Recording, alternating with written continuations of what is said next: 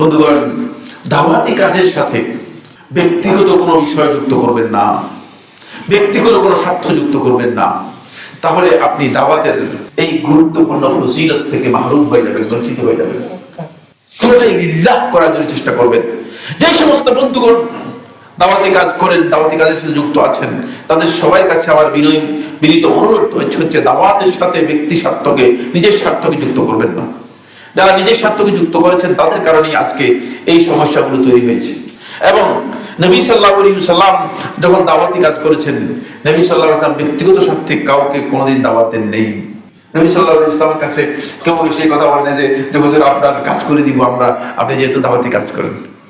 বরং নবী সাল্লাল্লাহু আলাইহি ওয়াসাল্লাম থেকে কাব ইবনে রাবিয়া ইবনে কাব আল-আসলামী রাদিয়াল্লাহু তাআলা বর্ণনা করেন, নবী সাল্লাল্লাহু আলাইহি ওয়াসাল্লামের কেউ যদি কাজ করতেন, নবী সাল্লাল্লাহু আলাইহি ওয়াসাল্লাম তাকে তার প্রতিদান সাথে সাথে দিয়ে দিতেন। সুবহানাল্লাহ। এই জন্য দিতেন যে এই যে দাওয়াতের কাজ নবী সাল্লাল্লাহু আলাইহি ওয়াসাল্লাম করতেছেন, যাতে করে সে মনে না করে যে দাওয়াতের জন্য মুহাম্মদ সাল্লাল্লাহু আলাইহি ওয়াসাল্লাম আমি কিছু খেদমত করলাম। নবী সাল্লাল্লাহু আলাইহি ওয়াসাল্লামকে কেউ যদি হাদিয়া দিতেন, নবী সাল্লাল্লাহু আলাইহি ওয়াসাল্লামের মানহাজ ছিল নবী সাল্লাল্লাহু আলাইহি ওয়াসাল্লাম পকেট থেকে হাদিয়া নবী সাল্লাল্লাহু আলাইহি ওয়াসাল্লামের কাছে যিনি হাদিয়া দিতেন তাকে আরেকটা হাদিয়া দিয়ে দিতেন। যদি কিছু নবী সাল্লাল্লাহু আলাইহি ওয়াসাল্লাম হাদিয়া দেওয়ার মতো না পেতেন, নবী সাল্লাল্লাহু আলাইহি ওয়াসাল্লাম তার জন্য দোয়া করতেন, জাযাকাল্লাহু খাইরান, তারপরে হাদিয়ার দোয়া দিয়ে দিতেন, কিন্তু খালি দিতেন না। যাতে করে কেউ এই কথা চিন্তা না করে যে নবী সাল্লাল্লাহু আলাইহি ওয়াসাল্লাম আমি একটু কি করলাম, সুযোগ নিলাম। এই জন্য নবী সাল্লাল্লাহু আলাইহি ওয়াসাল্লাম করতেন না। দাওয়াতকে আল্লাহর জন্য করুন, তাহলে দেখবেন যে এই হানাহানি রেষারেষি সবটাই উঠে যাবে এবং আমরা আল্লাহর দিকে মানুষদেরকে দাওয়াত দিতে পারবো। ওই দাওয়াতের মধ্যে বরকত আসবে।